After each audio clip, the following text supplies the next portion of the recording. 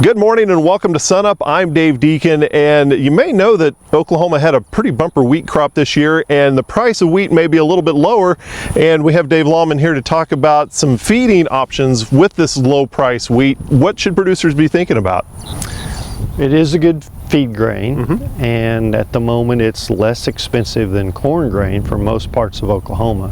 So we anticipate there will be quite a few producers interested in using it either as a supplement or in their total mixed ration. Probably the first thing that folks need to consider is there's a substantial reduction in energy availability, particularly starch digestibility, if wheat is not processed.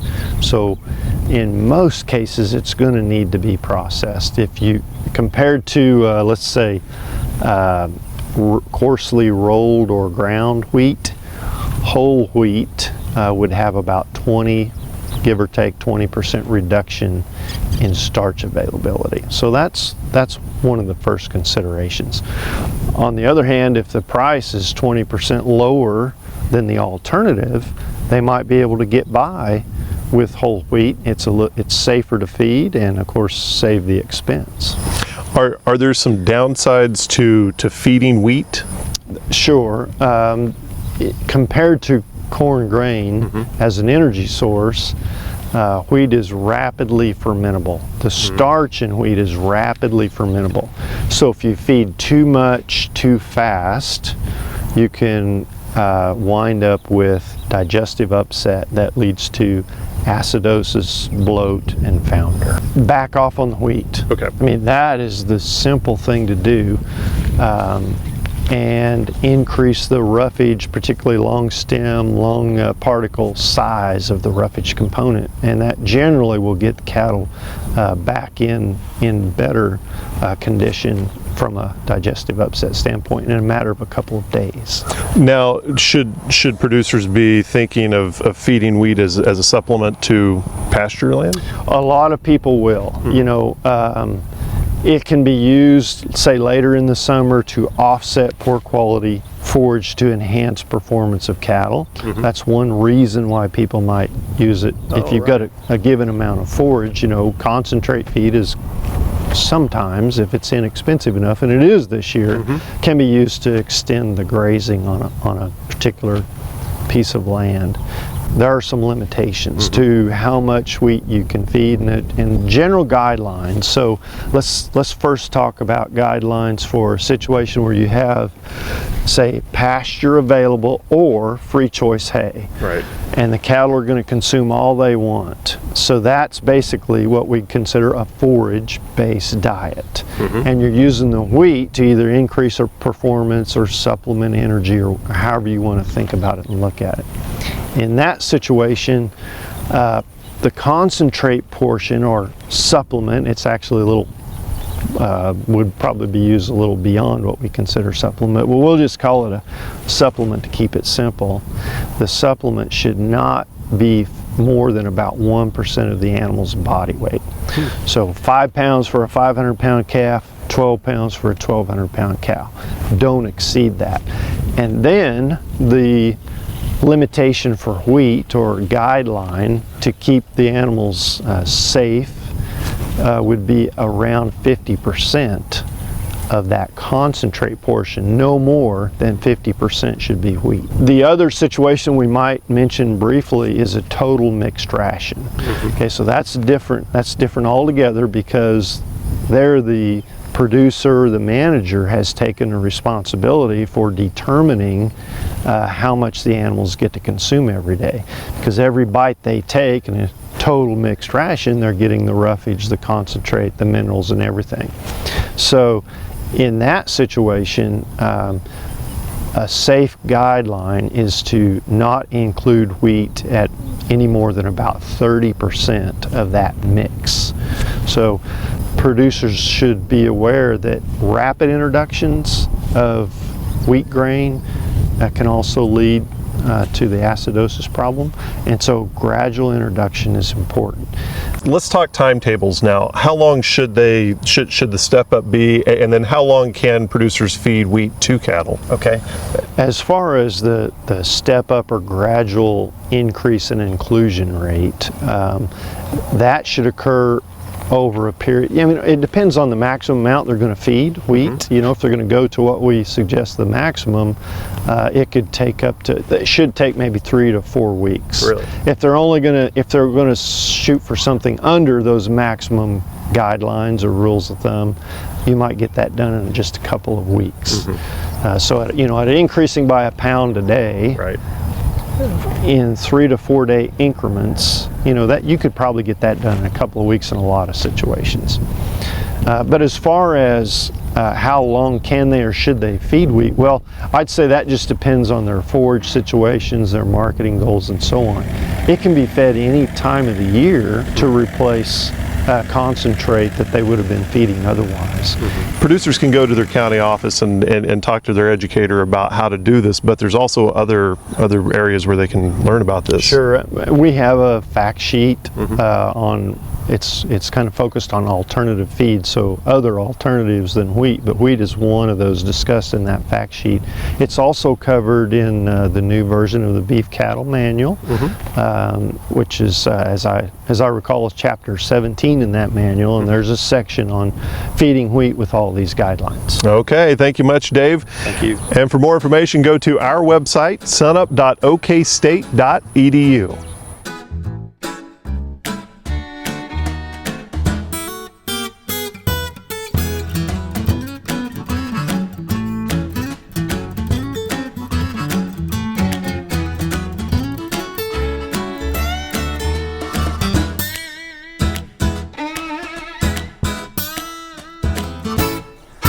There are some things in the beef cattle industry that just almost seem to defy logic. And one of those is birth weights of calves when they come at different times of the year. You know, logic would say that cows that gestate during the summertime, when they're out here on good grass and putting on lots of good body condition, that the birth weight of the calf should be heavier than the cow that has gestated during the winter time, and it's tougher to get enough nutrients in her to keep body condition on her. But as we look at the data, it is really reverse of that situation. We looked at 414 gestations over a 5-year period of time, about half of them in the fall and half of them in the spring, and these cows were all AI'd to the same bulls. What we found was that the calves born in the fall were about 4.5 pounds lighter on the average than their counterparts that were born in the springtime. And what's more, some research that looked at differences in both gestation length and birth weights of calves that were born in early fall, in say late August, early September, and compared those to calves that were born in the later part of fall going into winter in November and December. The cows that calved in the early part of the fall, having gone through most recently a hot summer as they went into late gestation, their calves were in the first year 3.7 pounds lighter than counterparts that calved in the later fall months. The second year, the difference was even greater, at 9.8 pounds lighter for those calves that were born very early in the fall months. So as we get ready for this upcoming fall calving season, let's don't be surprised as we're keeping track of birth weights of these calves that they're lighter than what we might expect, what we might see in the same matings that would take place in the springtime. Now that doesn't mean that we can totally do away with our cow checks and heifer checks to make sure that we provide assistance when necessary, but I think we need to be prepared for the thought that these calves could be a little lighter if they're born in the fall then in the springtime. Hey, we look forward to visiting with you again next week on SUNUP's Cow-Calf Corner.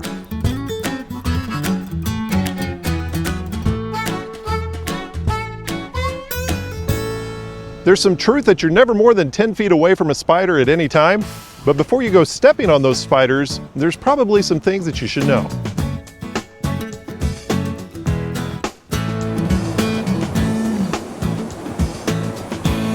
There are hundreds and hundreds of species of spiders around the United States, from tarantulas all the way down to teeny tiny spiders that are in the grass. They come in many different families, sizes, shapes. There are only 2 out of all those hundreds of species of spiders that are considered medically important. Black widows are found in the United States all the way from Florida to Alaska. There's no place in the United States you can't find widow spiders. In some habitats, in some climates, you'll find them indoors. Around Oklahoma, we tend to find them in garages or in rock walls or in log piles, more in nature than actually in a person's home, which is where a lot of people encounter brown recluses. There have been human deaths in the United States from black widow bites, but it takes weeks to die from a black widow bite, weeks of being in level 10 pain, unable to breathe, unable to move, and still not going to the doctor before your heart will stop beating or you'll stop being able to breathe. The last recorded, verifiable human death in the United States from a black widow bite was decades ago, more than 30 years ago. There has never been a human death in the United States from a brown recluse. And so a lot of people in Oklahoma feel terrified around that animal, and it is truly harmless. It's very difficult for a brown recluse to even get its fangs into you. It has a different shape of fangs, and they work from side to side. So the animal has to be under pressure for him to maneuver his fangs around to be able to inject venom. In the wild, in nature, these guys are found on trees, in log piles, on bark. So when you find them in your home, you usually find them in hot, dry places where things are being stored. Brown recluses are identifiable because they have no hair on their body and they have a very distinctive guitar-shaped marking, but you have to know where to look for it. A lot of people don't know where it is, can't see it right away, and so they assume any brown spider is a brown recluse. And so wolf spiders and jumping spiders and grass spiders all suffer due to misidentification. All spiders are beneficial. All spiders are predators of insects and small mammals and parasites in the environment. They are the balance keepers in nature so that insects don't overpopulate. If spiders in your garden are killing all the pests automatically without you having to do anything. So anytime we disturb the balance in nature, we're going to end up with other problems that we might not have foreseen. So spiders are super important the way that snakes are important to control mice, the way that wolves are keeping the elk in balance. Every predator has a place in the whole food web, and each one of those places is critical and valuable and in balance with all the others. And when humans disturb the balance, we end up paying some price.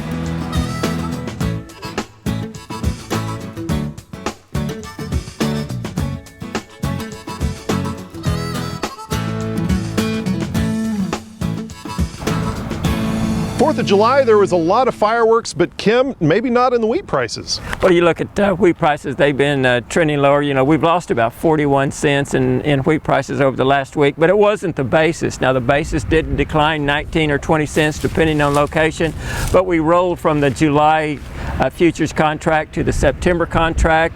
The September had a 19-cent premium to July, so they lowered the basis and kept the cash price is essentially the same. All the lower price is because of a declining futures market contract price. And what's causing that decline? Well, you look, the world's just awash in wheat. You look at the WASDE that's going to come out July the 12th. It'll probably change these numbers. I expect world production will go higher, but the last numbers were 26.85 billion bushels.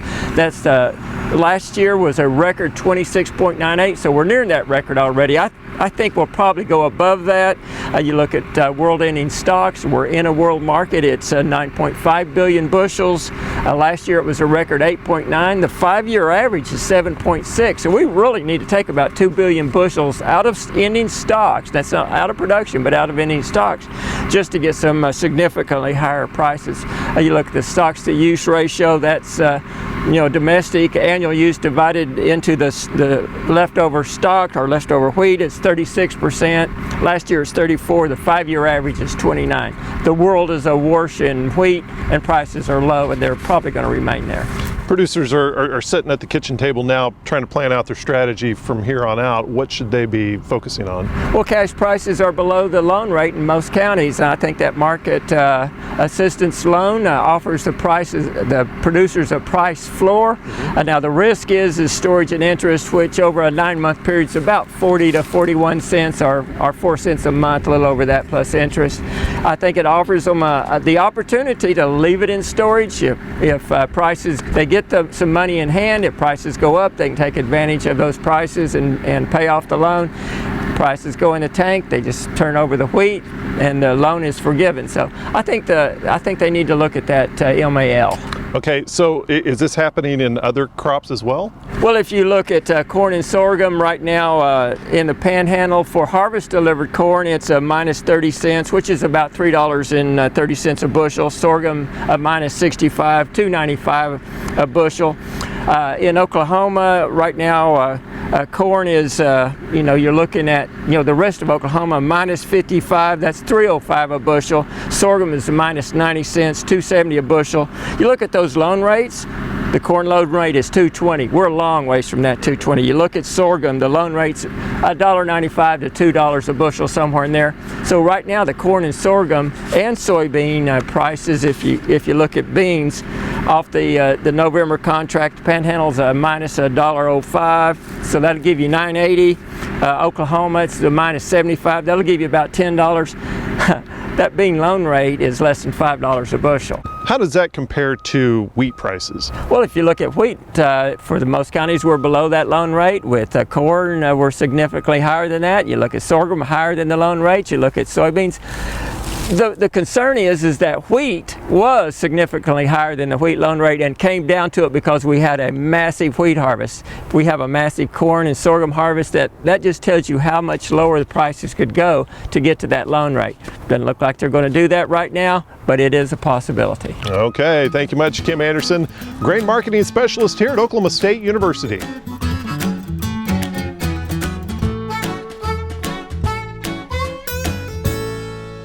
Hi, I'm Al Sutherland with your Mesonet weather report. So far this summer, the afternoon highs just don't tell the story of the heat we have been facing.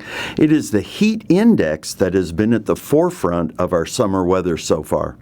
So how many days had it actually hit 100 through early July? For most of us across the state, 0. No days through Tuesday, July 5th. One place that has been roasting is Kingfisher. Through July 5th, Kingfisher had recorded 8 days that had reached 100 or higher. On Tuesday afternoon, July 5th, 5 locations hit 100 degrees or more. Chickasha recorded its first 100-degree afternoon. Kingfisher and Goodwell hit 103. Tuesday afternoon on the heat index side, only 8 Mesonet sites were below 100 heat index degrees. The highest heat index was Talala at 110. High heat index can be dangerous for people and animals, but plants don't feel the heat index. They respond to air temperature. That means this has been a good early summer for summer crops and hay fields, and the rains have helped. Rains from June 30th through July 6th have made a big difference in the northeastern and eastern areas of the state. Those were areas recently headed into drought. One deluge over Pawnee pushed their rain total to 8 3/39 inches. All the green areas had more than an inch of rain, with most of the green areas receiving 2 or more inches. One of the areas that continues to miss out on their normal rainfall is an area from Kingfisher to El Reno to Oklahoma City North to Guthrie. This pops out on a map of the departure from normal rainfall from June 6th through July 5th. That area near Kingfisher and another near the Red River were short of their normal rainfall by more than 4 inches. On a map of soil moisture at the 10-inch depth, that area shows up as a brown, indicating it's dry, along a large area in western Oklahoma and out by Boise City. This is a fractional water index map where 1 is saturated and 0 dry. The good news in soil moisture is for the folks in the green areas on our map of 7-day soil moisture change between June 30th and July 5th. Lake Carl, Blackwell, and Pawnee jumped a whopping 9/10 in 1 week. Going deeper down in the soil, we see some other dry areas pop up and some disappear at 24 inches. Kingfisher was bone dry at 0. Our 30-day outlook for July has a higher chance of above normal air temperatures for Oklahoma and the rest of the nation. While the humidity has pushed up the heat index and created higher heat risks for people and animals, the early summer has kicked our summer crops off to a good start. Thanks for joining us for this edition of the Mesonet Weather Report.